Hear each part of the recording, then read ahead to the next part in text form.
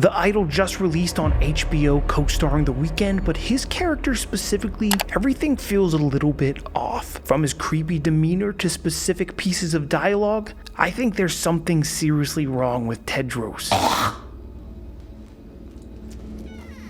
Everything we see, everything we hear is handpicked by the showrunners for a reason, and by the end of this video, this theory is going to change the way you watch the series forever. So let's talk about it. About half the way through the episode, we've already established a few things. Jocelyn, our main character, has recently lost her mom. She's changing her artistic image to be drastically more provocative, and she's not entirely confident with her performances on her upcoming single. They've already mentioned trips to the hospital, mental health issues, and potential psychotic breakdowns. Jocelyn is a talented artist, but she's lost. She's desperate to succeed, but vulnerable. And instead of being surrounded by people who love and care for her, she's surrounded by a bunch of executive vultures that want her to succeed for their own selfish reasons. Fast forward to the club the first time we meet Tedros. The trip there is a montage of taking shots, and the soundtrack has this ambient presence to it, like the time-lapse itself is blurring the lines between good and evil. It's giving off the vibe that she's putting her problems in the past, at least for tonight, and just living in the moment. 26 minutes in, we finally meet the man of the hour. He stands in front of his followers giving a raunchy yet charismatic speech before dancing to some Madonna. The first red flag is that he calls his club a church for sinners. This is a church for all you sinners. So shots, right? Every time I watch this episode, more and more obvious set choices stood out to me, and as much as I want to hate watch this show, I have to respect the seeds they've planted for me to theory craft with.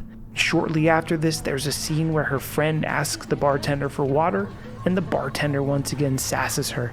The music playing in the background begins to darken and slow down, and again, the main characters are off having a blast, but the scene doesn't feel happy. It feels like everyone is just making mistakes, or like a mysterious force is coercing them to. Then the camera pans mid-dialogue to the back of a stranger's bald head. And hiding in plain sight are the words "Life is war" tattooed on a man's skull, and this was the moment I had to rewind and start looking at things more closely. Because a prominent Christian author, John Piper, uses that phrase as a key theme in his teachings. It expresses the idea that Christian life is not passive or complacent, but a continual spiritual battle against sin, temptation, and the forces of evil. Now that you mention it, the room is mostly lit with hellish fiery lights of orange and dark red. And not just that guy's tattoo, but who's that other guy they focused on in the background that just so happens to be wearing an upside down cross around his neck? And the Madonna song that's playing, Like a Prayer, the one Madonna song that was controversial enough to be ridiculed as satanic for blending religion and sexual imagery in her music video, once said to blur the lines between the sacred and the profane. This was edgy as fuck in 1989. Heck, now that I mention it, why is everybody in the club dressed in beautiful colors when Tedros is draped in black and white, an obvious nod to the duality of good and evil? I told you, nothing in the show is a coincidence. After all, they didn't name the show The Pop Star, they chose The Idol, something that represents a deity or divine power and is condemned in many monotheistic religions. Welcome to my shithole. Are you sure you don't mean hellhole, Satan? Why would The Weeknd want to play a boring, sleazy club owner, unless, of course, there's more to the character? And speaking of names, the name Tedros in the first place is African, meaning a gift from God. And Jocelyn? Well, unfortunately, there's no Jocelyn mentioned specifically throughout Christianity. But good thing he has a nickname for her. Hello, Angel. To be fair, Jocelyn herself is about as close to an angel as little Nikki, but I'm telling you, this man is bad news. It goes beyond the creepy, rapey vibes, too. 33 minutes in. This man can't even have a makeout session and talk about pop music without obsessing over the mystical and manipulative properties of music. Shit's powerful. 40 minutes in, Captain Rat-Tail makes the creepiest entrance I've ever seen from someone who wasn't already a serial killer. He walks in slowly, cases the joint for cameras, then sexually assaults Leia for no reason. Then he drops this bomb of awkwardness. Just make yourself at home. You sure? He's so creepy. While the candles are lit, drinks are poured, and pillows are sniffed. Jocelyn descends from the heavens in an honestly beautiful stairwell shot. We then work towards the climax of episode 1. As I already mentioned in the beginning, Jocelyn's not happy with her single, and Rapefruit suggests it's because she's not freaky enough to sing about being a freak.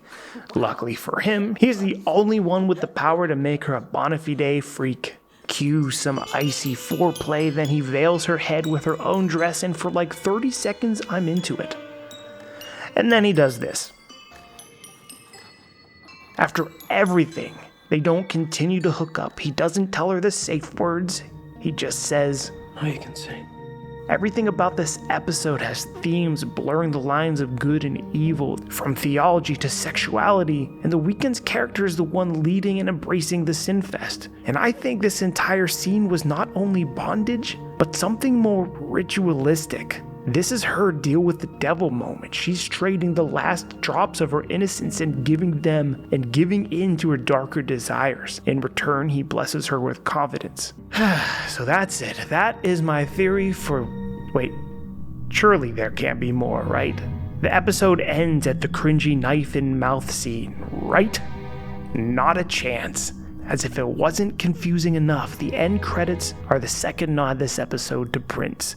The song playing here is Darling Nikki, which is a famous song that Prince wrote about himself meeting a sex addict who pleasured herself in a hotel lobby. It's a great song, but it's also famous for another reason. This song specifically has a unique outro that contains a hidden message when played in reverse, and I'm not even kidding, everything was handpicked to lead me to this conclusion.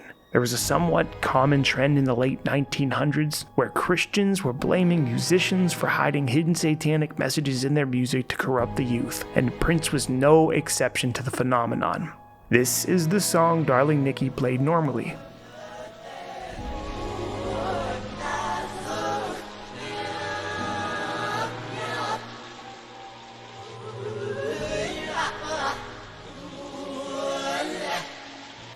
Now in reverse, you can clearly hear a hidden message.